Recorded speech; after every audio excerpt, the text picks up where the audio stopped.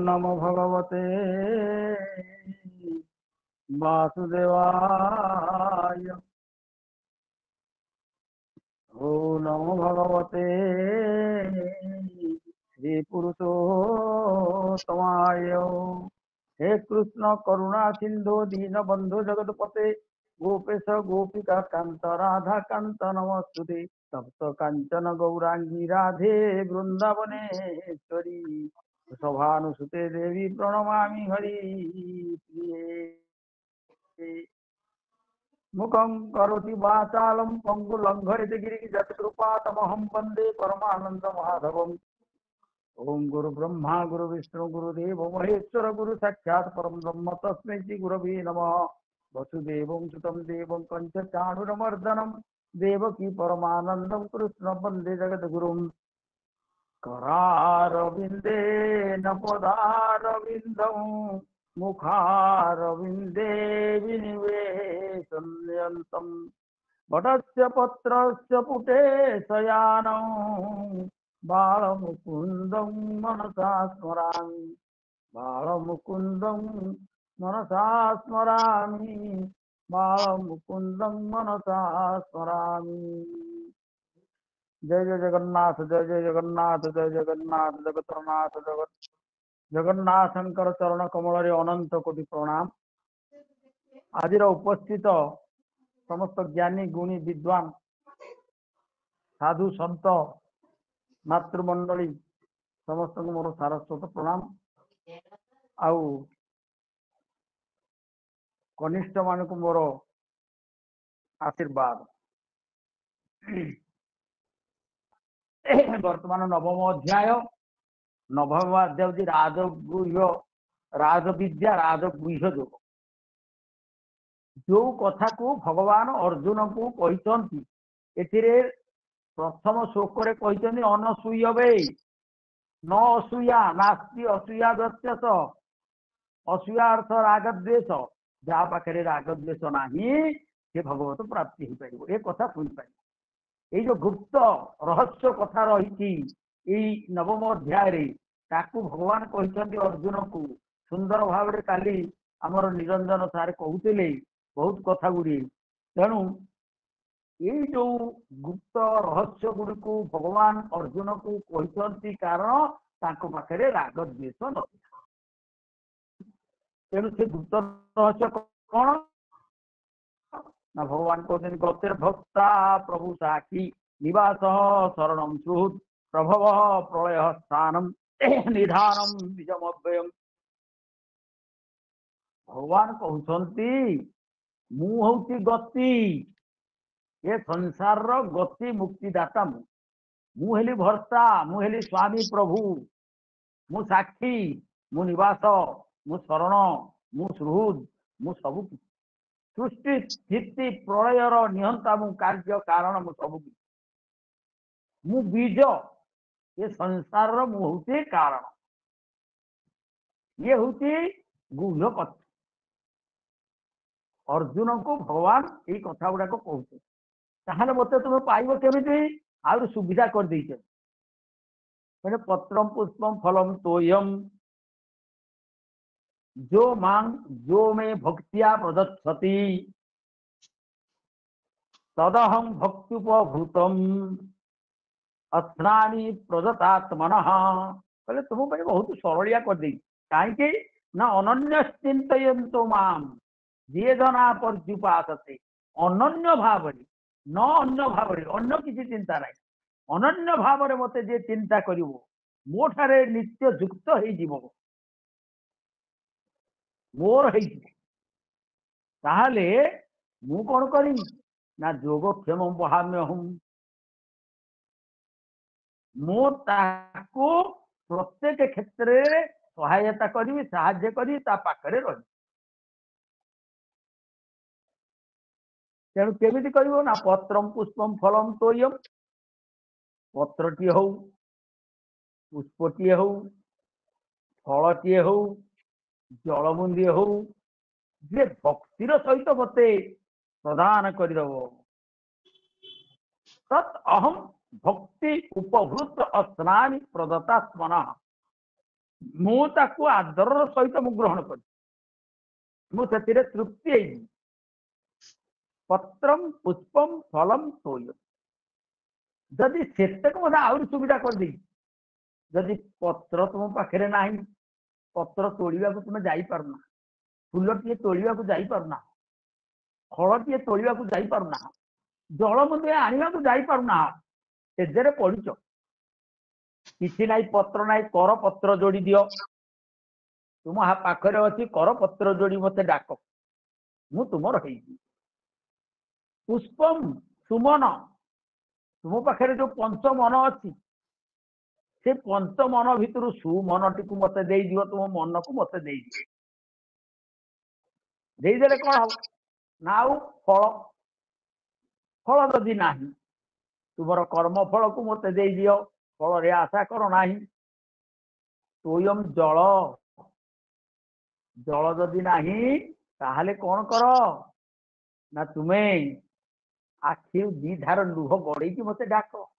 ଆମେ ଭଗବାନଙ୍କୁ ଡାକୁଛୁ, ଆପଣ ଯେତେବେଳେ ଜାଣିବେ ଭଗବାନଙ୍କ ଅନୁଭୂତି ଆସିଗଲା, ଭଗବାନ ଆମ ଅନୁଭବରେ ଆସିଲେ, କେତେବେଳେ ଜାଣିବେ, ଯେତେବେଳେ ଜାଣିବେ ଆପଣଙ୍କ ଆଖିରୁ ଧାର ଧାର ଲୁହ ବୋହି ଯାଉଛି, ଦେହ ରୋମାଞ୍ଚ ସୃଷ୍ଟି ହେଇଯାଉଛି, କଣ୍ଠ ଗଦଗଦ ହେଇଯାଉଛି, ଯେତେବେଳେ ଆପଣ ମାନେ ଜାଣିପାରିବେ ଯେ ଭଗବାନଙ୍କ ଅନୁଭବରେ ଆମେ ଆସିଲେ, ଅନୁଭୂତିରେ ଭଗବାନ ଆସିଲେ, ଅନୁଭୂତିରେ ଜଗନ୍ନାଥ ଆସିଲେ, ଆମ ଆଖିରୁ ଲୁହ ବହୁନି, କଣ୍ଠ ଗଦଗଦ ହଉନି, ଆମ ଦେହ ରୋମାଞ୍ଚ ହଉନି, କାହିଁକି ହଉନି ନା, ଆମ ଶ୍ରଦ୍ଧା ନାହିଁ, ବିଶ୍ୱାସ ନାହିଁ, ଭରସା ନାହିଁ, କିଛି ନାହିଁ ଆମ ପାଖରେ। ତେଣୁ ଭଗବାନ କହୁଛନ୍ତି ପତ୍ର ପୁଷ୍ପ ଫଳ ଜଳ ଯଦି ତୋ ପାଖରେ ନାହିଁ, ତୁ କର ପତ୍ର ଯୋଡ଼ିକି ମତେ ଡାକେ, ତୋର ମନଟାକୁ ମତେ ଦେଇଦେ, ତୋର କର୍ମ ଫଳକୁ ମତେ ଦେଇଦେ, ଆଉ ଜଳର ଆଖିରୁ ଲୁହ ବୋହିକି ମତେ ଦି ପଦ ଡାକିଲେ। ଡାକିଥିଲା ଗଜ, ତା କଥା ଶୁଣିଲେ, ଡାକିଥିଲା ଦ୍ରୌପଦୀ, ତା କଥା ଶୁଣିଲେ, ଡାକିଥିଲା ହରିଣୀ, ତା କଥା ଶୁଣିଲେ। ଯିଏ ଏଇଭଳି ଭାବରେ ଆତୁର ହୋଇ ବିକଳ ହୋଇ ଭଗବାନଙ୍କୁ ଡାକିଛି, ଭଗବାନ ନିଶ୍ଚୟ ତାର ଡାକ ଶୁଣିଛନ୍ତି। ଶାସ୍ତ୍ର କହନ୍ତି, ରାମାୟଣ କହନ୍ତି, ଭାଗବତ କହନ୍ତି, ସମସ୍ତେ କହନ୍ତି। ଆଉ ଯୋଉ କଣ କରିବୁ ନା, ଯତ୍କରୋଷି ଯଦସ୍ନାସି ଯଜ୍ଜୁହୋଷି ଦଦାସି ଯତ୍ ଯତ୍ ତପସ୍ୟସି କୌନ୍ତେୟ ତତ୍କୁରୁ ସ୍ୱମଦର୍ପଣଂ। ଯତ୍ କରୋଷି, ଯାହା ତୁ କାମ କରୁଛୁ, କାମ କରତେ ଚଲୋ ନାମ ଜପତେ ଚଲୋ, କାମ କରି ଚାଲ, ନାମ ଜପି ଚାଲ, ତୁ ଯାହା କରୁଛୁ ମତେ ସମର୍ପଣ କରି। ଯଦସ୍ନାସି, ଯାହା ଖାଉଛୁ, ଯାହା ଭୋଜନ କରୁଛୁ, ତୁ ତାକୁ ମତେ ସମର୍ପଣ। ଯଜ୍ଜୁହୋଷି, ଯାହା ସବୁ ଯଜ୍ଞ କରୁଛୁ, ଆହୁତି ଦଉଛୁ, ଏ ସବୁ କିଛି ମତେ ସମର୍ପଣ। ଦଦାସି, ଯାହା ଦାନ କରୁଛୁ, ସେ ଦାନର ପୁଣ୍ୟ ଫଳ ମୁଁ ମଧ୍ୟ ପାଉଛି। ଯତ୍ ତପସ୍ୟସି, ଯୋଉ ତପସ୍ୟା କରୁଛୁ, ମୋତେ ହିଁ ତପସ୍ୟା କର। ତତ୍ କୁରୁଷ ମଦର୍ପଣ, ସବୁ କିଛି ମୋତେ ଅର୍ପଣ କରି।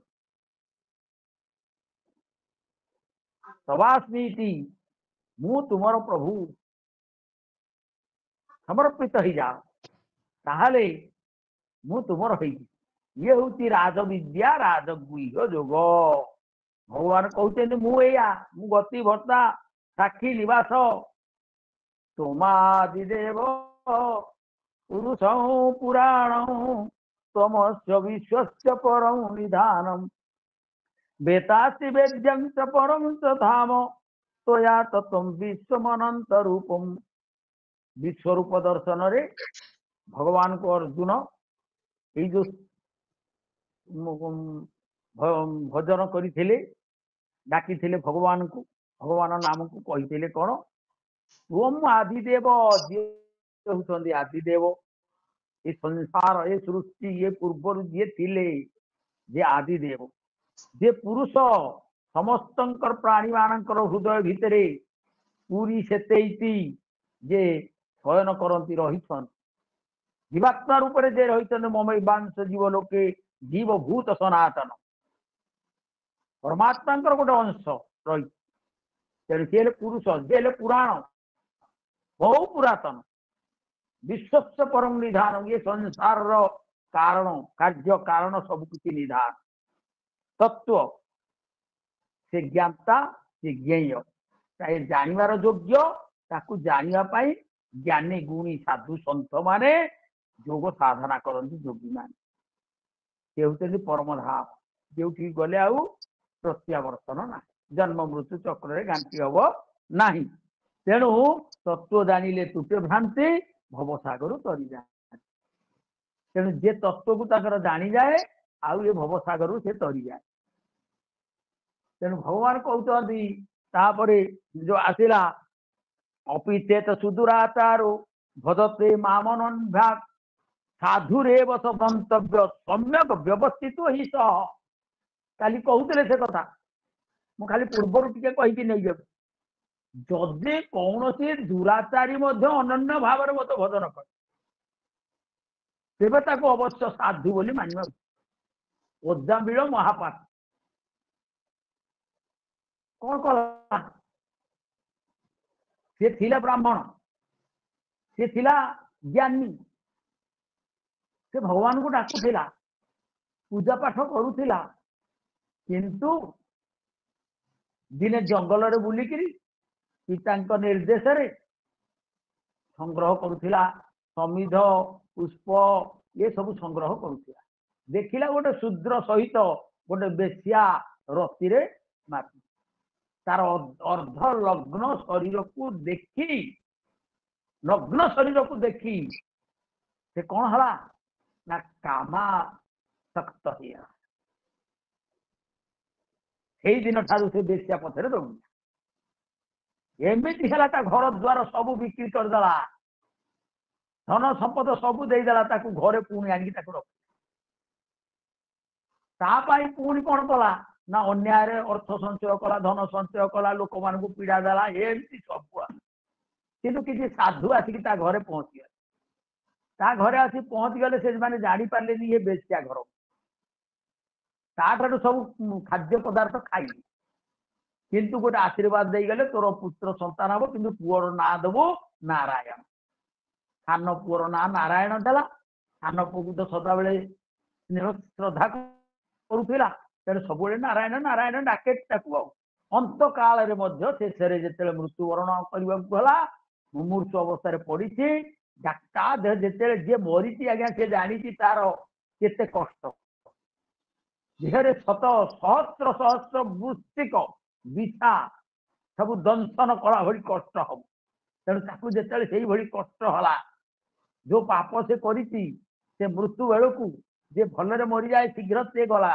किंतु सहस्र सहस्र वृश्चिक बिछा माने दंशन कला भली जो कष्ट ताकू डाकिला पुओ को डाकिला नारायण नारायण नारायण नारायण जमदूत माने आसिले विष्णुदूत माने आसिले किंतु विष्णुदूत माने जुक्ति तर्क सफल ही जमदूत मान को विदा करी स्वर्ग को नहीं तेणु से कहते अत्यंत दुराचारी अनन्य भाव में डाकिले शुणी जाए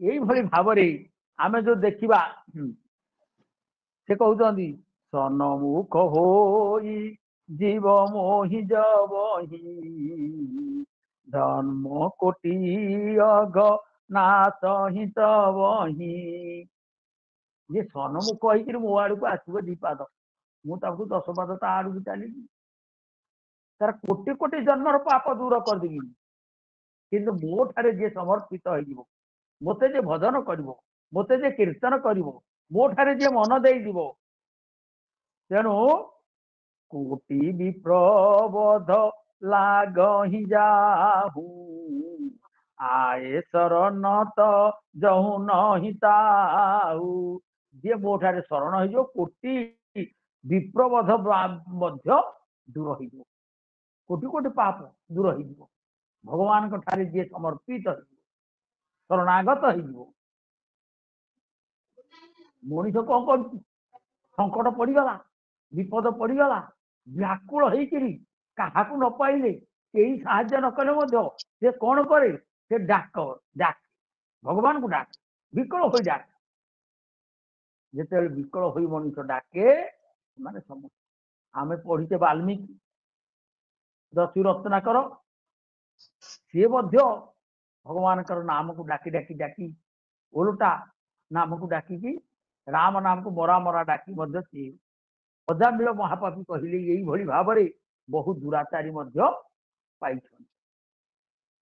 तेणु आम देखा सुदुराचार भजते माम अन्य भाग तेणु जो माने मते भजन करते ये हूँ राजविद्या राजगुह्य जो तेणु तापर आउ कौन कहते ना क्षिप्रम भवति धर्मात्मा शांति निगछति कौंतेय प्रतिजानी न मे भक्त प्रणश्यति भगवान को दिन शीघ्र धर्मात्मा हो जाए ये से ना जो दुराचारी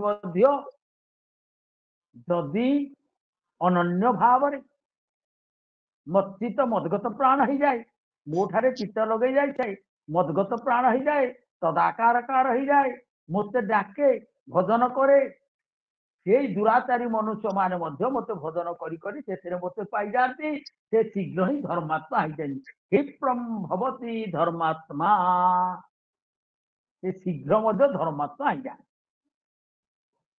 आ कौन होती शाश्वत शांति गच्छति शाश्वत चिरंतन चिरंतन शांति प्राप्त हो जाती आम संसार दुखालय दुखालय आम सुख खोजु सुख पाइबु कमी यही भली जो माने भगवान आश्रित हुए से माने आनंद सुख पाती शांति पाती तेणु से धर्मात्मा माने चिरंतन शांति प्राप्त हो जाती कौंतेय प्रतिजानी न मे भक्त प्रणश्यति हे कौंतेय हे अर्जुन तुम्हें सत्य बोली जान कौन सत्य बोली मोर भक्तंकर विनाश हुए ना मोर भक्त केबेले विनाश होते ना कहीं से कौन करती ना से मत भजन गद डाकीदेला नमस्ते प्रभु भगवान अशेष ब्रह्मांड कारण जीव परम आत्मा पर ब्रह्मा शरण मोदर अपवर्ग परायण नमई तोहर चरण जिते गज कि कर्तव्य विमूढ़ हो डाकिला गोटे पद्म फूल छोड़े धरी डाकिला पद्म सहिते छोर हस्त कष्टरे कला शिर गत बोलई नमो भगवान जगत गुरु नारायण डाकिला भगवान कि कर्तव्य कहीं तार जो स्त्री मैंने आसी हस्तिनी माने समस्ते चेष्टा कले कुंभीर कबल रक्षा करने चेष्टा करी चलीगले तेणु काते कांता कस्ते पुत्र संसार अतीब विचित्र किए स्त्री पुत्र कई आउद बेले सहाय ना विपद बेले केवल भगवान सा तेणु से डाकिला डाकिबार कौन है ऊर्धे चाहिला सुंड तोड़ी देखो प्रभु बनवाली देखिला प्रभु तेणु सी गज जमी डाकिला भगवान कौन कले चक्रपेशी नक्रनाशी उद्धारिल आपण तेणु उद्धार करदे तेणु ठीक तुम्हें निश्चित सत्य तेणु मोर भक्तर विनाश ना जी मोर भक्त मत भजन करे तार विनाश केबे ना सी कौन चिरंतन शांति लाभ करिथाए ये राज विद्या राजगुह्य जोग तेणु कौन कर बिल्व मंगल आप जानी सी गोटे बेश्या शक्त निज पिता श्राद्ध दिन से दौड़ी नदी बढ़ी से गोटे शव उपर चढ़ी चली दुर्गंध गोटे साप को दौड़ी बोली भाव ऊपर को चढ़ी जाए चिंतामणि बेश्या कौन कहला बोला तुमको ठीक मो भली रक्त मांस हाड़ पूज रक्त सबू भितर थिबा गोटे मनीष पाखक तुम्हें दौड़ी आसीच ये देह को भल कि प्रकृत जी चिंतामणि ତାଙ୍କୁ ତୁମେ ଡାକୁନା, ତାଙ୍କୁ ଯଦି ଭଜନ କରିବ ତାଙ୍କୁ ନିଶ୍ଚୟ ପାଇବ। ସେଇଠି ତାଙ୍କର ବୈରାଗ୍ୟ ଆସିଗଲା। ଡାକିଲେ, ପ୍ରଭୁଙ୍କୁ ଡାକିଲେ, ଏଇଭଳି ଡାକିଲେ ସେ ପ୍ରଭୁଙ୍କର ଭକ୍ତ ହେଇଗଲେ। ସେ ଦୁରାଚାରୀ ମଧ୍ୟ ଭକ୍ତ ହେଇଗଲେ। ତେଣୁ ଆମେ ଜାଣୁଛେ ଏଇ ସବୁ ବର୍ଣ୍ଣନା କରାହେଇଛି ଆମର ଶାସ୍ତ୍ରରେ। ତାପରେ ଆମେ ଆସିବା ଆଜିର ଯୋଉ ପ୍ରକୃତ ଆଜି 32, 33, 34 ମୋର ଅଛି କହିବା ପାଇଁ। ମାଂହି ପାର୍ଥ ବ୍ୟାପାଶ୍ରିତ୍ୟ ଯେପି ସୁପାପ ୟୋନୟଃ ସ୍ତ୍ରିୟୋ ବୈଶ୍ୟା ତଥା କ୍ଷୁଦ୍ରା ତେପି ଯାନ୍ତି ପରାଂ ଗତିମ୍। ଏଇଠି ଭଗବାନ କହୁଛନ୍ତି, ଭଗବାନ ପ୍ରଥମେ କଣ କହିଛନ୍ତି, ସଦାଚାର ଯେ ସଦାଚାରୀ ତାକୁ ମଧ୍ୟ ଭଗବାନ ସନ୍ତୁଷ୍ଟ ହୋଇ ତାର ହେଇଯାଏ।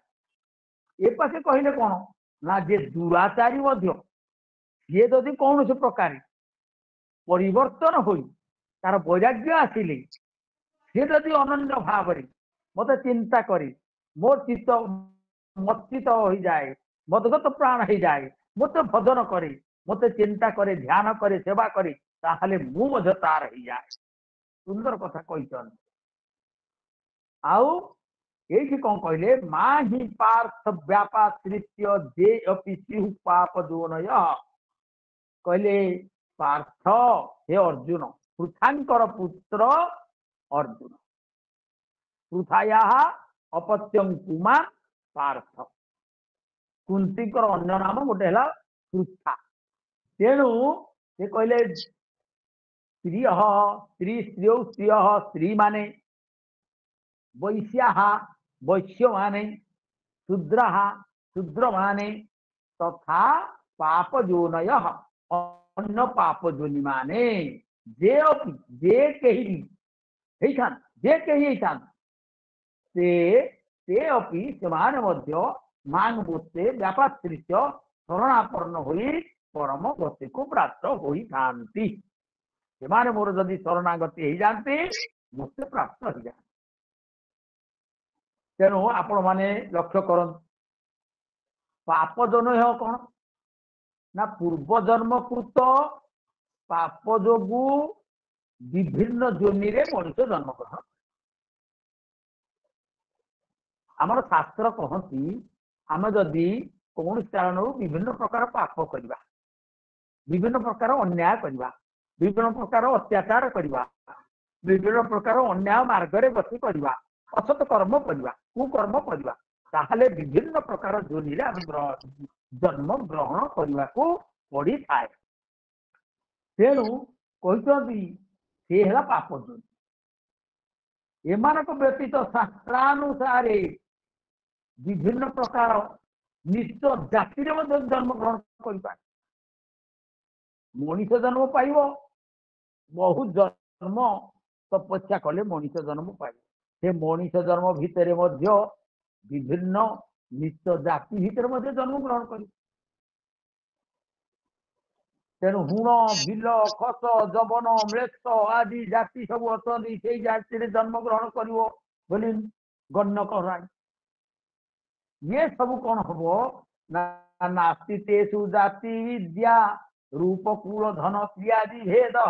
नारद भक्ति सूत्र कहुची, भक्त मानक मध्यरे जाति विद्या रूपकूल धन क्रियादि प्रभेद नहीं, किंतु जे भक्त हो जाए से जाति कूल भेद ये सब किसी रही न था। तेणु कहुची व्याधस्य तरण ध्रुवस्य तवयो विद्या गजेन्द्र का जाति विदुरस्य जादव पते रुग्रस्य किं पौरुषं कुब्जाया कमनीय रूपमधिकं किं तत् सुदाम्नो धनं भक्त्या तुष्यति केवल उन्नत गुणै भक्ति प्रियो माधव। माधव हल माया धव, मारे लक्ष्मी, लक्ष्मीकर स्वामी भगवान विष्णु। भगवान कौन कले, भक्ति प्रिय माधव। भगवान हेले भक्ति प्रिय। केमिति ना आमे कहवा जो कथा कहगला व्याधस्य आचरणम व्याधर की भलो आचरण थिला ध्रुवस्य तो बयस ध्रुवंकर केते बयस थिला विद्या गजेन्द्र शिक्षा गजेन्द्र की विद्या थिला हाथी गजर कौन विद्या थिला का जाति विदुर विदुर की जाति थिला दासी पुत्र विदुर जादव पते हे जादवपति उग्रसेन कौन पौरुष थिला वीरत्व थिला निज पुओ कंस राजा ही गले से द्वारपाल करथिला कौन पौरुष थिला कुब्जा किमु नाम रूपम अधिकम कुबुधा कौन रूप थिला भगवान ताको कहीं एते भल पाइले किंतु तो सुदामनो धनम सुदामा को पाखरे धन नथिला से संपूर्ण दरिद्र गरीब थिले तेणु माधव केवल भक्ति रे संतुष्ट हुअंती गुण रे संतुष्ट नुहंती तेणु ये जेते कथा सब कुहागला भगवान आश्रित हो गली भक्ति यही माने भक्ति रे डाकिछन ध्रुव हो गजेन्द्र हो उग्रसेन हो विदुर हुंतु कुब्जा होतु ये सुदामा हो जे कहीं हुन एमानकर तो सेई भली किछि नथिला एमाने काहे पाइगले भगवान को भगवान काहे ताको पर संतुष्ट होइले ये गोटे गोटे पर्याय रही समय ना कहवाई ध्रुव चरित गोटे अच्छी गजेन्द्र चरित अच्छी विदुरंकर चरित्र अच्छी उग्रसेनकर चरित्र अच्छी कुब्जार चरित्र अच्छी सुदामकर चरित्र अच्छी ये बहुत समय लगे गोटे गोटे कही तेणु ये से भली किसी नथिला किंतु एमाने कौन थिला ना भक्ति हूँ भगवान भक्ति सूत्र रे भगवान बांधी जाए मुहि संसार अति छंदी भक्त पारे मोते बांधी भक्त मोते बांधी तेणु जहाँ को आश्रित भक्त मान आश्रय नहीं किरात हूँ हुड़ हूँ आंध्र हूँ पुलिंद हूँ जे कही हूँ भगवान रामचंद्र गले ताकर मित्र किए थिला निषाद जातीय जो गुहक शबर शुंभ वेरपुर रही भीलवान राजा से भगवान बड़ भक्त थिले भगवान श्री रघुनाथ रामचंद्र सीता लक्ष्मण सहित बण को जिते चलीगले से आतिथ्य ग्रहण करते भगवान ताको निजर सखा मित्र बोली मानिथिले हृदय धारण करुले भगवान निजर सखा बोली मानुले मित्र बोली मानुले बंधु बोली मानुले भरत ताको निज हृदय लगे आलिंगन करदे भरत कहले तुम्हें हूँ तो धन्य मोर प्रभु रामचंद्र तांकर तुम्हें हूँ तो मित्र तांकर बंधु करत दंडवत देखिते ही भरत लीन उरलाई मनहु लखन सन भेट भई प्रेम हृदय समाई कहले करत दंडवत देखिते ही भरत लीन उरलाई भरत तांकु आलिंगन करदेले गदगद हुअन्ते विनत देखी तांकु भ्रत हृदय रे लगाइले लक्ष्मण सहित भेट हेला परी प्रेम भरे उछुड़िले कहले लक्ष्मण सहित भेट होला बोली तांको लागिला सीमाने तो पुणी किरात हुअन्तु निषाद हुअन्तु जे कही हुअन्तु भक्तिर सहित भगवान को डाकिले भगवान ताकर हो जाए जड़े गोटे वैश्य थिले आमर वर्णना कराई कौतरे ना चंडी सप्तशती चंडी वर्णना कराई गोटे वैश्य थिले समाधि कौन हला ना तांकर वंशर लोक माने विरोध कले जागा बाड़ी धन संपद सब नहीं गले निजर स्त्री पुत्र कन्या अति कष्ट देखिए घर बाहर करदे ये आसी जंगल रे रही से देशर राजा सुरथ सी जो चक्रवर्ती राजा थिले समस्त करद राजा माने आक्रमण कले समस्त एकाठी परास्त करदे से परास्त हो सारा पर निजर मंत्री सेनापति ये समस्त आक्रमण करी देशरू बाहर करदे से गोटे घोड़े बसिकी बन को चली आस ये जंगल जो आसिक पहुंची गले से दुई जन एकाठी हो गए एकाठी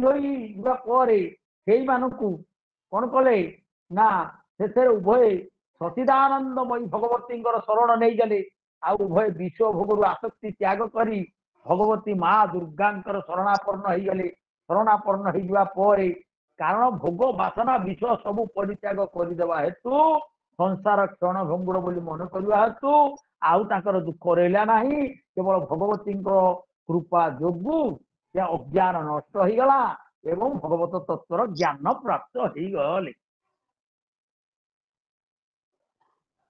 ये भली बहुत दृष्टांत रही जो माने कह जत सत्यम जतो धर्म जतो ही आर्जवम ततो भवती गोविंद जत कृष्ण ततो जय जो सत्य अच्छी जो धर्म अच्छी जो ईश्वर को आराधना करा जाउछि भगवान रही जार हृदय सरलता आर्जवम सरल तृणादपि सुनीतेन सरोरिव सहिष्णु जे तृण ठारू आहरी घास ठारू आहरी विनयी नम्र जे सहिष्णु तार हृदय भगवान रही था तार निश्चय विजय हुए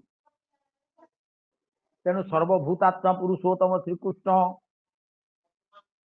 ये सर्वत्र जे विराजमान करिसंती जदि भक्तिर सहित अनन्यचित भाव आम डाकिबा ताहले से आमर निजर केमिति जेमिति माने गज डाकिला जेमिति आमर आउ किए डाकिले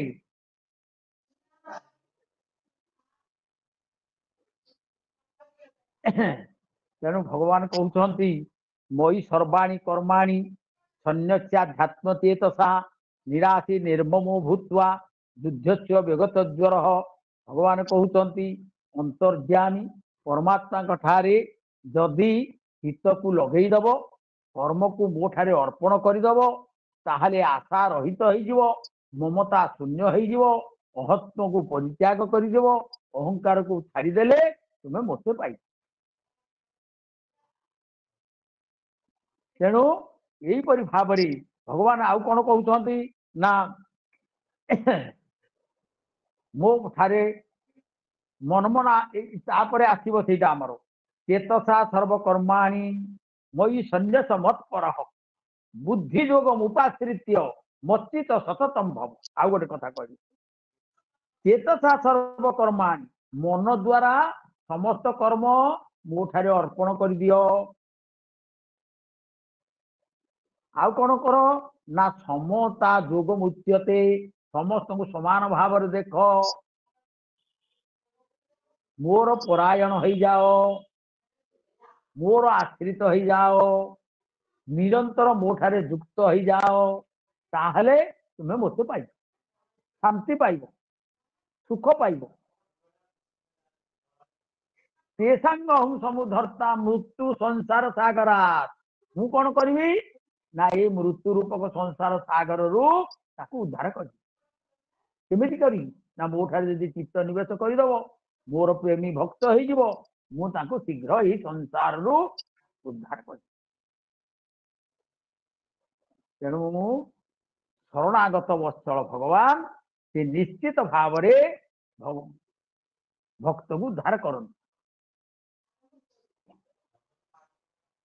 ये आसला कौन कहले ना स्त्री वैश्य तथा शूद्रा स्त्री हुंतु वैश्य हुंतु शूद्र हुंतु स्त्री कथा पढ़ी आपण मैंने जानते वृंदावन रे जिते बड़े भगवान कृष्ण गोपाल बालक मान मेल बाछुरी चरौते जमुना कूल जाऊले एकाठी बसी जाऊले चारिपटे गोपाल बालक मैंने बसी जाऊले मझे कान्हा बसी जाऊले समस्ते जे जहाँ खाद्य सब आणुले समस्ते बांटिकी खाऊले एकाठी खाऊले किए सरू अन्न आणुला किए बगड़ा अन्न आणुला किए दही आणुला किए क्षीर आणुला किए लहुरी आणुला किए अमला आणुला ये आनी सब कान्ह को दे दिने कहले भगवान कहले ब्राह्मण माने यज्ञ कर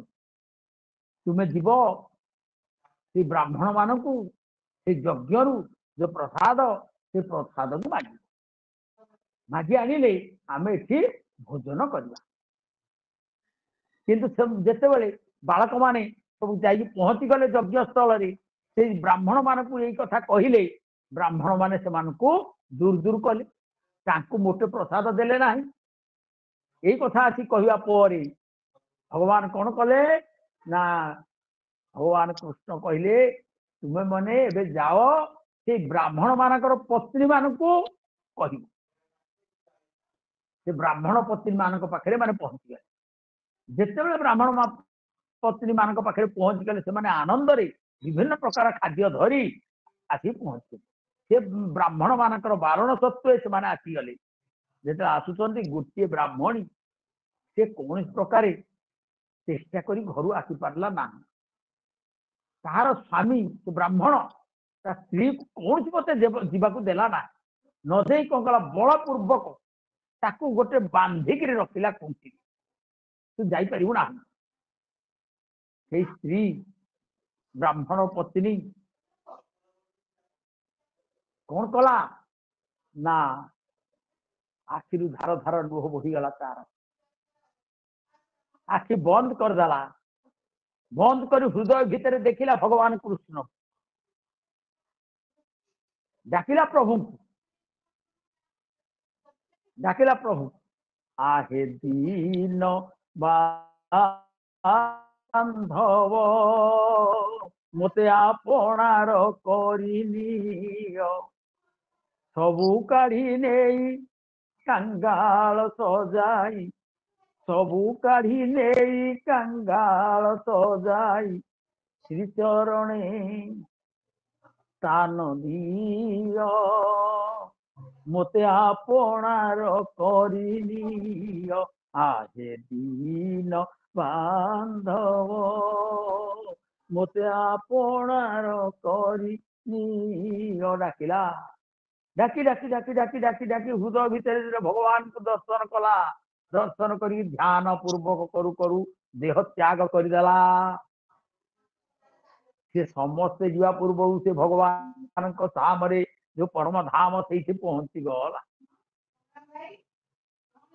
स्त्री हूँ शूद्र हूँ वैश्य हूँ जे कहीं हूँ जदि अनन्य भाव रे जो पाप जोनि हूँ जदि भगवान अनन्य चित भाव रे समर्पित हो जाते से भगवान को प्राप्त हो जाते तेणु ये कथा आम जानिले तेणु आउ कौन जानिबा ना भगवान नाम रूप गुण लीला ये सब देखती ना केवल कौन देख ना श्रवण कीर्तन चिंतन बंदन ये सब को देख आम यदि भजी भजी तो नाम चका नयन मोर जाऊ जीवन प्रभु दिने न देखिली तो कला बदन मोर तो थरे नि दिन डाक तेणु मोर दिने अल्प समय जदि क्षणे मध्य तो नाम न डाकिले मो दिन थरे ना जदि डाक ताहले तेणु श्रवण कीर्तन चिंतन मनन निधिध्यासन यदि करिवो हे प्रभु तुम्हें मोर गति मुक्तिदाता तुमेव माता च पिता तुमेव बंधु च सखा तुमेव विद्या द्रविण तुमेव सर्व मम देव देव डाकिल कायेन वाचा मनसेन्द्रिय वा बुद्ध्या स्तन वा प्रकृति स्वभावात् करोमि यद्यत् सकलम परस्मै नारायणायेति समर्पयामि सबु किछि तुम समर्पण कर दउची डाकिल तेणु प्रभु संगे संगे शुणी तेणु किम पुनर्ब्राह्मणा पुण्या भक्ता राजसयस्तथा अनित्यम असुखम लोकम एवं प्राप्य भज स्वमाम आउ कौन कहले तेणु जदि ये आउ गोटे कथा कहते जदि पाप जोनी माने पाई पारुछन स्त्री शूद्र द्विज बंधु माने पाई पारुछन आउ जो माने कौन अन्य माने जार जेते गुण अल्प बयस हिसाब पाउ तेणु से जदि पाई पारिले शरणापन्न हेले ताहले पुण्यशील ब्राह्मणा कि पुनः ब्राह्मणा तेणु पुण्यशील ब्राह्मण माने कहीं पाई ब्रह्म जानती ब्राह्मण जो मैंने ब्रह्म को चिन्ह जो मैंने भगवान का तत्व को जानी जो मैंने आत्म तत्व को जानी जो मैंने भगवान को लीला विषय संपूर्ण जानी तत्व को जानी से मैंने कहीं पाई पारे ना आउ को माने ना राजर्षय तथा राजर्षासो ऋषि जे राजा सी ऋषि होमिति ना विदेह राजा हेले जनक जनक हेले राजर्षि से राजभोग करुले ऐश्वर्य भोग करुले एत बड़ राज्य थिला सबु किछि थिला किंतु ऋषि भली जीवन यापन कर देशर नाम विदेह विदेह अर्थ कौन देह शून्य से देहाभिमानी नथिले आमे माने कौन करुचे लोकेशणा पुत्रेषणा वित्तेषणा आमर जदि धन संपद हो गला आमे बहुत गुड़े आमे गर्व करू आम पुत्र संतान मानक नहीं आम गर्व करू आम प्रतिपत्ति को लेकिन आम गर्व करू ये तीन टा ऐसा हूँ मनुष्यर बड़ विपद लोकेशणा वित्तेषणा आउ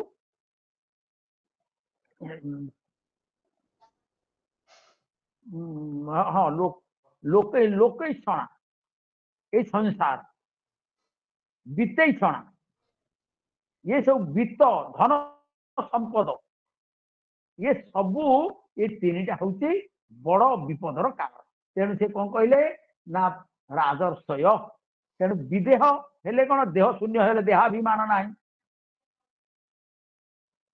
आमे देह को नहीं अभिमान करूँ आम संपद को नहीं आम अभिमान करूँ आम संसार को नहीं आम अभिमान करूँ आम प्रतिपत्ति को नहीं आम अभिमान करूँ किंतु राजा जनक एते ऐश्वर्य थिले मध्य से केबे हेले कौन करुले ना गर्व प्रकाश करू नथिले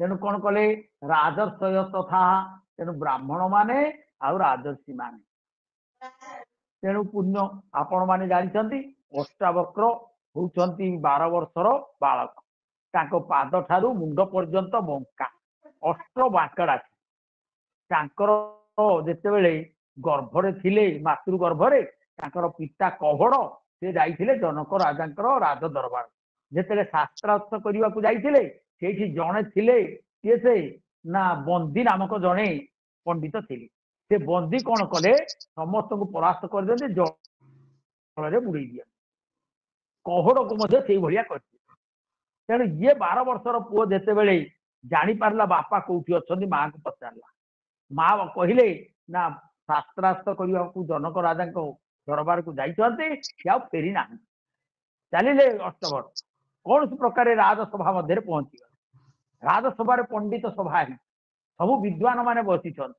जेते अष्टवक्र पहुंची गले से गोड़ टू मुंड तक बांकड़ा मुह बांकड़ा हाथ बांकड़ा आखि बांकड़ा गोड़ बांकड़ा सब यही वक्र जिते चलिए जिते राजा को जाकि प्रणाम कर पहुंची जाइए राजसभा समस्त राजा जो पंडित वर्ग समस्त हसवा लगे जमी हसी भाव संगे संगे अष्टावक्र ताठू आउ जोर उच्च स्वर हसवा लगे से हसिले ये जोर हसिले राजा पचारे महाभाग ये पंडित वर्ग हसिबार कारण मु जानी कि आपण कहीं हसिले अष्टावक्र कहले महाराज मु भावी जनक राजा राज दरबार रे बहु विद्वान पंडित माने एकत्रित होती शास्त्रार्थ आलोचना हो किंतु मु आज देखुची एठी सब चर्मकार मूर्ति माने अच्छा ना एमती कौन कहले ना जो माने चमड़ा को चिन्हुचन कौन कर माने एमाने केवल चमड़ा को चिन्ह आउ क्या चिन्हु ना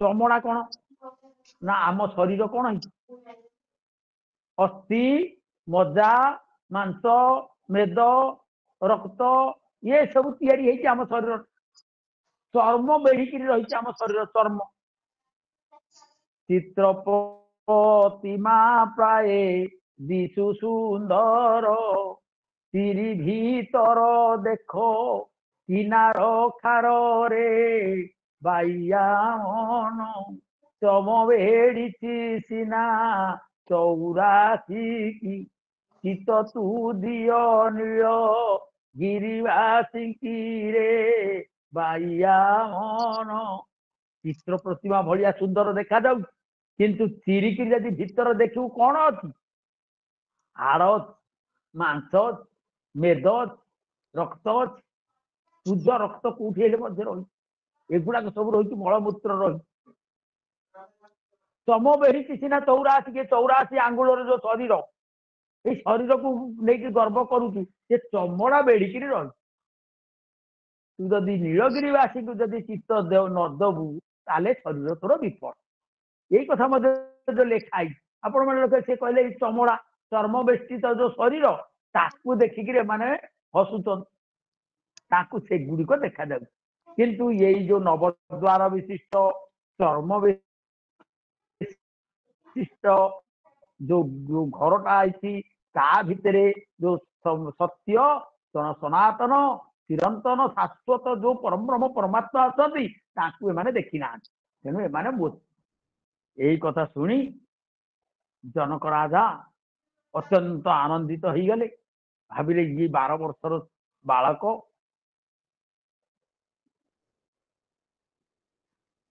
जहाँ पाखे किते ज्ञान अच्छी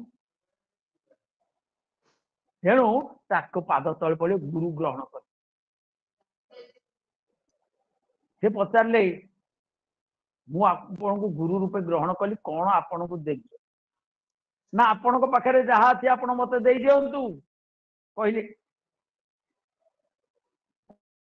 राजा के पाखे कौन ना राजा कहले आपण मो राज्य को नहीं जान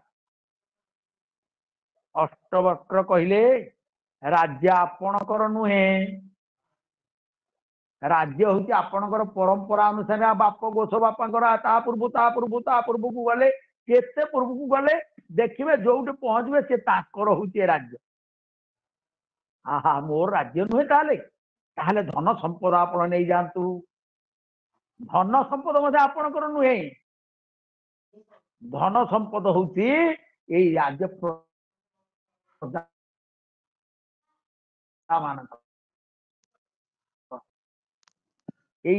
मो शरीर टाक नहीं जा शरीर आपणकर नुहे ता भितर जो आत्मा रही से आत्मा जिते चली से शरीर माटी मिशीज ना ताहले आउ कौन अच्छे मो मन टाक नहीं जा मनटा जो नहीं कहले मत जदि मनटा आप देदेवे संकल्प विकल्प करेंगे केमिति आम मन द्वारा आम संकल्प विकल्प सब करवा आम देव कि यही भाई भगवान पाखे जदि आम मनटा को अर्पित करदबा ये सब तुच्छ देख यही गले विदेह देह शून्य तार अर्थ एकर गर्व ना आम देहाभिमानी हो गए जाऊँ देहाभिमानी हेले देही को आम देखा शरीर को आम देखु शरीर को देखुनु क्षेत्र को देखुचु क्षेत्रज्ञ को देखुनु तेणु जिते बड़े आम यही कथा देखा ताहले आम कौन आम राजर्षि हो तेणु से कहले ब्राह्मण माने पाइबे राजर्षि माने परम गति प्राप्त हो कौन ଏଇମାନେ ଯଦି ପାଇବେ ଏମାନେ କାହିଁ ପାଇବେନି? ଯିଏ ବ୍ରହ୍ମକୁ ଜାଣିଛି, ଯିଏ ରାଜର୍ଷି ହେଇଗଲା, ଯାହା ପାଖରେ ଦେହାଭିମାନ ନାହିଁ, ସେ ନିଶ୍ଚୟ ପାଇବ ଭଗବାନ। ତେଣୁ ଅନିତ୍ୟମ୍ ଅସୁଖମ୍ ଲୋକମ୍ ଇମମ୍ ପ୍ରାପ୍ୟ ଭଜସ୍ୱ ମାମ୍। ତେଣୁ ଯଦି ରାଜର୍ଷି ମାନେ ଭକ୍ତ ମାନେ ମୋର ଶରଣାପନ୍ନ ହେଲେ ପରମ ଗତି ପ୍ରାପ୍ତ ହୁଅନ୍ତି। ପୁନ କିଂ କଣ କରିବା? ଅସୁଖମ୍ ସୁଖ ରହିତ, ଅନିତ୍ୟମ୍ କ୍ଷଣଭଙ୍ଗୁର, ଇମମ୍ ଏହି ଲୋକମ୍ ମନୁଷ୍ୟ ଶରୀରକୁ ପ୍ରାପ୍ତ ହୋଇ ମୋର ହିଁ ଭଜସ୍ୱ ଭଜନ କର। ତେଣୁ ମନୁଷ୍ୟ ଜନ୍ମ ହଉଛି ଅନେକ ଜନ୍ମ ତପ ଫଳେ, ମନୁଷ୍ୟ ଜନ୍ମ ମୋହିତ ମାନବ ଜୀବନର ଲାଭ ଦେବେ ଗୋବିନ୍ଦେ କର ଭାବ। ତେଣୁ ଅନେକ ଜନ୍ମ ତପ ଫଳରେ ଆମେ ମନୁଷ୍ୟ ଜନ୍ମ ପାଇଛେ। ଯଦି ଆମେ ଗୋବିନ୍ଦକୁ ଭଜିବା ତାହେଲେ ମନୁଷ୍ୟ ଜନ୍ମ ପାଇପାରିବା। ଏ ମନୁଷ୍ୟ ଶରୀର ପ୍ରାପ୍ତ ହୋଇ ଯଦି ଭଗବାନଙ୍କୁ ଭଜନ କରିବା ତାହେଲେ ଭଗବାନଙ୍କୁ ପାଇପାରିବା। ତେଣୁ ସେଇ କଥା ଯେଉଁମାନେ ଯେଉଁମାନଙ୍କର ସ୍ୱଭାବ ଆଚରଣ ପବିତ୍ର ଉତ୍ତମ, ସେମାନେ ହେଉଛନ୍ତି ପୁଣ୍ୟ ଶ୍ଲୋକ। ସେମାନେ ହେଉଛନ୍ତି ଯେଉଁମାନେ ବ୍ରହ୍ମକୁ ଜାଣିଛନ୍ତି, ସେମାନେ ବ୍ରାହ୍ମଣ। ଯେଉଁମାନେ ତତ୍ତ୍ୱକୁ ଜାଣିଛନ୍ତି ସେମାନେ ତତ୍ତ୍ୱବିତ୍, ସେଇମାନେ ପୁଣ୍ୟ ଶ୍ଲୋକ। ଯେଉଁମାନେ ରାଜା ହୋଇ ଋଷି ଭଳି ଜୀବନ ଯାପନ କରୁଛନ୍ତି ସେମାନେ ରାଜର୍ଷି, ସେଇମାନେ ମଧ୍ୟ ମୋତେ ପାଇପାରିବେ। ଯେଉଁମାନେ ଭଜନ୍ତି ମୋତେ ଅନନ୍ୟ ଭାବରେ ସେଇମାନେ ମୋର ଭକ୍ତ। ସେ ଭକ୍ତ ମାନଙ୍କର ଧ୍ରୁବ ହୁଅନ୍ତୁ, ପ୍ରହ୍ଲାଦ ହୁଅନ୍ତୁ, ଏଇଭଳି ବହୁ ଭକ୍ତଙ୍କର କଥା ରହିଛି, ସେମାନେ ମଧ୍ୟ ମୋତେ ପାଇପାରନ୍ତି। ମହର୍ଷି ସୁତୀକ୍ଷ୍ଣ ତ୍ରେତୟା ଯୁଗରେ କଣ କଲେ ନା ଦଣ୍ଡକାରଣ୍ୟରେ ରହୁଥିଲେ। ସେ ଅଗସ୍ତ୍ୟଙ୍କର ଶିଷ୍ୟ ଥିଲେ, ତାଙ୍କୁ ଗୁରୁ ରୂପେ ଗ୍ରହଣ କରିଥିଲେ। ଗୁରୁଙ୍କ ଠାରେ ବିଦ୍ୟା ଶିକ୍ଷା ସରିଗଲା। ଗୁରୁ କହିଲେ ତୁମର ବିଦ୍ୟା ଶିକ୍ଷା ସରିଲା, ତୁମେ ତ ଯାଇପାର। ନା ମୁଁ ଗୁରୁ ଦକ୍ଷିଣା ଦେବି। ନା ତୁମେ କଣ ଗୁରୁ ଦକ୍ଷିଣା ଦେବ? ତମ ଉପରେ ମୁଁ ସନ୍ତୁଷ୍ଟ ହେଇଛି, ତେଣୁ ଗୁରୁ ଦକ୍ଷିଣା କଣ ଦେବି? ନା ଯଦି ତମେ ବାଧ୍ୟ କରୁଛ ତାହେଲେ ପ୍ରଭୁ ରାମଚନ୍ଦ୍ରଙ୍କୁ ମତେ ଦେଖେଇଛି। ଚାଲିଲେ ସୁତୀକ୍ଷ୍ଣ ଅନନ୍ୟ ଭାବରେ ତପସ୍ୟା କଲେ, କଠୋର ତପସ୍ୟା କଲେ, ଡାକିଲେ ଭଗବାନଙ୍କୁ। ଏମିତି ଭଗବାନଙ୍କୁ ଡାକିଲେ ଯେ ଭଗବାନ ଯେତେବେଳେ ଜାଣିପାରିଲେ, ତାପରେ ଦିନେ ଜାଣିପାରିଲେ ଭଗବାନ ରଘୁନାଥ ଆସୁଛନ୍ତି ତାଙ୍କରି ଆଶ୍ରମ ନିକଟକୁ। ସେ ଏଇ କଥା ଶୁଣିକିରି କେବଳ ସେ କଣ କଲେ, ଭଗବାନ କିଏ, କୋଉଠି ଅଛନ୍ତି, ସେ କୋଉଠିକି ଯାଉଛନ୍ତି, ସେ କାହିଁକି ଆସିଛନ୍ତି, ତାଙ୍କର ଦେହ ଜ୍ଞାନ ରହିଲାନି। ପ୍ରେମରେ ଉଦ୍ବୁଦ୍ଧ ହେଇଗଲେ। ଆଗକୁ ଯାଉଛନ୍ତି, ପଛକୁ ଆସୁଛନ୍ତି, ଏ ପାଖ ଯାଉଛନ୍ତି, ସେ ପାଖ ଯାଉଛନ୍ତି, ଚାରିଆଡେ ଚାହୁଁଛନ୍ତି, ପାଗଳ ଭଳି ହେଇଗଲେ। କେବଳ ଭଗବାନଙ୍କ ନାମକୁ ଗାଇ ଗାଇ କୋଉଠି ଅଛନ୍ତି ମୋର ପ୍ରଭୁ ଖାଲି ଦେଖିବା ପାଇଁ ଏଇଭଳି ଭାବରେ ସେ ବିହଳ ହେଇଗଲେ। ପ୍ରଭୁ ରଘୁନାଥ ମୋର ଗଛ ଆଢୁଆଳରେ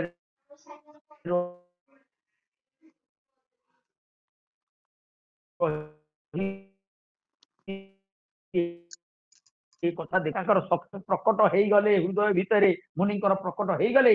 ହୃଦୟ ମଧ୍ୟରେ ଭଗବାନଙ୍କୁ ସେ ଦର୍ଶନ କରିବାକୁ ପାଇଲେ ସୁତୀକ୍ଷ୍ଣ। ଆଉ ସେ କଣ କରେ, ବାଟ ମଝିରେ ସେ ଯୋଉ ବାଉଳି ହଉଥିଲେ, ଏ ପାଖେ ଯାଉଥିଲେ, ସେ ପାଖେ ଯାଉଥିଲେ, ଆଗକୁ ଯାଉଥିଲେ, ପଛକୁ ଯାଉଥିଲେ, ବିବ୍ରତ ହେଇଯାଉଥିଲେ, ପାଗଳ ଭଳି ନୃତ୍ୟ କରୁଥିଲେ। ଯେମିତି ଭଗବାନଙ୍କର ହୃଦୟ ମଧ୍ୟରେ ପ୍ରକଟ ହେଇଗଲେ, ତାଙ୍କୁ ଦର୍ଶନ କରିଦେଲେ। ରାସ୍ତା ମଝିରେ ନିଶ୍ଚଳ ଭାବରେ ବସିଗଲେ। ଯେମିତି ବସି ଯାଇଛନ୍ତି, ଆନନ୍ଦରେ ତାଙ୍କ ଶରୀର ପୁଲକିତ ହେଇଗଲା, ରୋମାଞ୍ଚ ସୃଷ୍ଟି ହେଲା, ପ୍ରେମ ଗଦଗଦ ହେଇଗଲେ, ଆନନ୍ଦରେ କଣ ହେଇଗଲେ,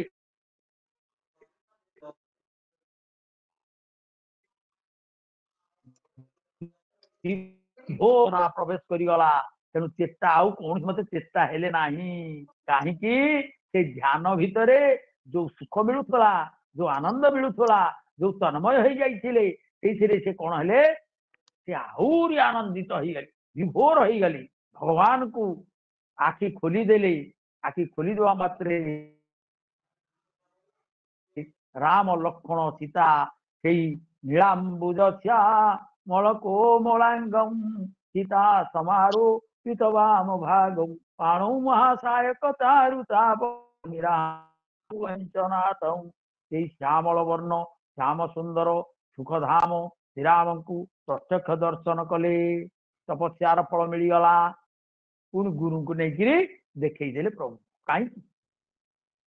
ଏ ଭକ୍ତିର ଅନନ୍ୟ ଭକ୍ତି। ରାଜା ଅମ୍ବରୀଶ ଯୋଉ ଭକ୍ତି କରିଥିଲେ ଆପଣ ମାନେ ଜାଣିଛନ୍ତି, ଦୁର୍ବାସା ମଧ୍ୟ କିଛି କରିପାରିଲେ, ଦୁର୍ବାସାକୁ ଚକ୍ର ଗୋଡେଇଲା।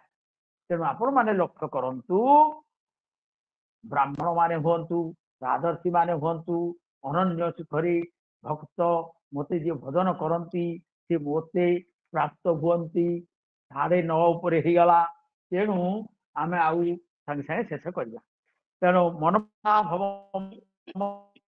ଭକ୍ତ ଶେଷ କଥା ସେ କହିଦେଲେ ମଞ୍ଜ କଥାଟି। ଏଇ 9ମ ଅଧ୍ୟାୟରେ ଭଗବାନ ଯୋଉ ରାଜବିଦ୍ୟା ରାଜଗୁହ୍ୟ ଯୋଗ କହିଛନ୍ତି, ମଞ୍ଜି କଥାଟି କହିଛନ୍ତି। ମନମନା ଭବ ମଦ ଭକ୍ତ ମଜ୍ଜାଜୀବାଙ୍ଗ ନମସ୍କୁରୁ ମାମେ ବୈଶ୍ୟସି ସୁକ୍ତୈବ ମାତ୍ମାନ ମତପରାୟଣ। ଏଇ କଥା ଟିକେ ଯୋଉ କହିଦେଇଛନ୍ତି ମଞ୍ଜ କଥା, ଯୋଉ କଥା ଗୁଡାକ ମୁଁ କହୁଛି, ଯୋଉ ଭକ୍ତ ମାନେ ବ୍ରାହ୍ମଣ ବ୍ରହ୍ମଜ୍ଞାନୀ ହୁଅନ୍ତୁ, ରାଜର୍ଷି ହୁଅନ୍ତୁ, ତତ୍ତ୍ୱଦର୍ଶୀ ହୁଅନ୍ତୁ, ପାପ ଯୋନି ହୁଅନ୍ତୁ, କି ବୈଶ୍ୟ ଶୂଦ୍ର ଯେ କେହି ହୁଅନ୍ତୁ, ଅନନ୍ୟ ଭାବରେ ସେମାନେ କଣ କରିବେ ନା ମନମନା ଭବ ମଦ। ଭଗବାନ କହିଦେଲେ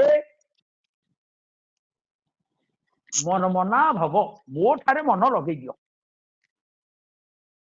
ମନରେ ହରି ଭଜନ, ହରି ଭଜନ ଛାଡି ମନରେ ହରି ଭଜନ। ଦୁର୍ଲଭ ଜନମ ଦୁର୍ଲଭ ଜନମ ଦୁର୍ଲଭ ଜନମ କଲୁ ଅଗାଡି ମନରେ।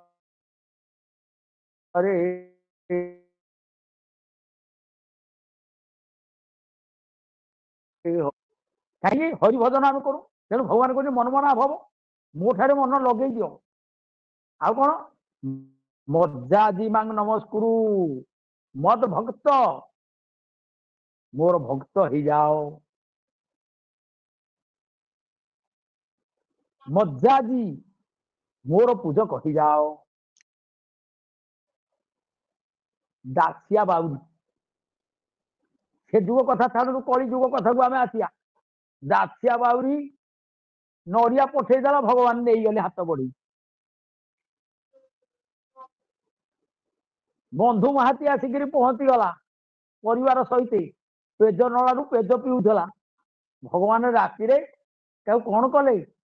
ସୁବର୍ଣ୍ଣ ଥାଳିରେ ନେଇକିରି ରତ୍ନ ଥାଳିରେ ଅର୍ଣ୍ଣ ପରସି ଦେଲେ।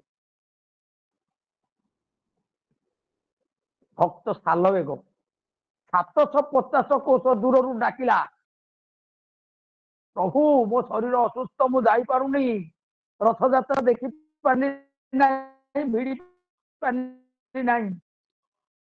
ରହିଗଲେ ବଳଗଣ୍ଡି ଠାରେ, ରଥ ରହିଗଲା। ଆସିଲେ ସେ ଦେଖିଲେ ରଥ ଚାଲିଲା। ଆପଣ ମାନେ ଲକ୍ଷ୍ୟ କରନ୍ତୁ, କର୍ମବାଇ କଥା କାଲି କହୁଥିଲେ ସାର୍, ସେ ଦାନ୍ତ ଘଷୁଛି, ସେଇ ଅଇଁଠା ଦାନ୍ତ କାଠିରେ ଖେଚୁଡିକୁ ଘାଣ୍ଟି ଘାଣ୍ଟିକିରି ମୋ ପ୍ରଭୁ ଖାଇବେ ବୋଲି, ପ୍ରଭୁ ଖାଇଦେଲେ ଆନନ୍ଦରେ। ଶବରୀର କୋଳିକୁ ଆନନ୍ଦରେ ଖାଇ ଖାଇଦେଲେ ପ୍ରଭୁ। ପଚାରି ପଚାରି ଭଲ ମନ୍ଦ କଥା ପଚାରି ପଚାରି ଖାଇଦେଲେ। ତେଣୁ ମନମନା ଭବ, ମୋ ଠାରେ ମନ ଲଗେଇ ଦିଅ। ମଦ ଭକ୍ତ, ମୋର ଭକ୍ତ ହେଇଯାଅ। ଯିଏ ମୋର ଭକ୍ତ ହେଇଗଲା ତାହାର କେବେ ଅସୁବିଧା ହବନି, ସେ ସୁଖ ଆନନ୍ଦରେ ରହିବ। ତେଣୁ ଆଉ କଣ କର ନା ମଜ୍ଜାଜି ମତେ ପୂଜା କର। ଆଉ କଣ? ମାମ୍ ମତେ ନମସ୍କୁରୁ, ମତେ ନମସ୍କାର କର, ପ୍ରଣାମ କର। ନାମ ସଂକୀର୍ତ୍ତନ ଯସ୍ୟ ସର୍ବ ପାପ ପ୍ରଣାଶନମ୍, ପ୍ରଣାମମ୍ ସର୍ବସମନମ୍। ଆପଣ କଣ କହିଛନ୍ତି? ଇଏ ବ୍ୟାସଦେବ, ନାମ ସଂକୀର୍ତ୍ତନ କର, ସବୁ ପାପ ଦୂର ହେଇଯିବ। ପ୍ରଣାମ କର, ସବୁ ଦୁଃଖ ଦୂର ହେଇଯିବ। ଭଗବାନଙ୍କୁ ପ୍ରଣାମ କର। ଖାଲି ପ୍ରଣାମ କଲେ ହବନି, ପ୍ରଣାମ ସାଷ୍ଟାଙ୍ଗ ପ୍ରଣିପାତ କରନ୍ତୁ। ଯଦି ସାଷ୍ଟାଙ୍ଗ ପ୍ରଣିପାତ ନ କରିପାରୁଛନ୍ତି, ଆଣ୍ଠୁ ଗଣ୍ଠି ଆମର କାଟୁଛି, ଆମେ କରିପାରୁନୁ, କିଛି ଚିନ୍ତା ନାହିଁ, ମନେ ମନେ ମାନସିକ ପୂଜା କରନ୍ତୁ। ଜଣେ ଯୋଗୀ ମାନସିକ ପୂଜା କରୁଥିଲେ ସବୁଦିନ, ଆଉ କିଛି ସେ ପାଆନ୍ତିନି, କିଛି କୁଆଡେ ଯାଆନ୍ତିନି, ମନ୍ଦିର ଯିବେନି, ଘରେ ବସିବେ, ମାନସିକ ପୂଜା କରିବେ। ମନ ଭିତରେ ଭଗବାନଙ୍କୁ ଡାକିଲେ। କେମିତି ଡାକିଲେ? ଆଖି ବନ୍ଦ କରିଦେଲେ, ଭଗବାନଙ୍କୁ ସ୍ମରଣ କଲେ। ହେ ପ୍ରଭୁ, ତୁମେ ହଉଛ ଚନ୍ଦା ଚରଣ, ତୁମ ପାଦରେ ନୁପୁର, ତୁମେ ଚନ୍ଦନ ଚର୍ଚ୍ଚିତ ନୀଳ କଳେବର ପୀତ ବଚନ ବନମାଳି, ହାତରେ କଙ୍କଣ, ଆଉ କଣ୍ଠରେ ମାଳ ବନମାଳ ତୁଳସୀର ମାଳ ଏବଂ ବକ୍ଷରେ କୌସ୍ତୁଭ ମଣି କର୍ଣ୍ଣରେ କୁଣ୍ଡଳ ଆଉ ଶିରରେ କିରୀଟ ମୟୂର ପୁଚ୍ଛ ଆହା କି ସୁନ୍ଦର ତୁମକୁ ଏ ଭୋଗ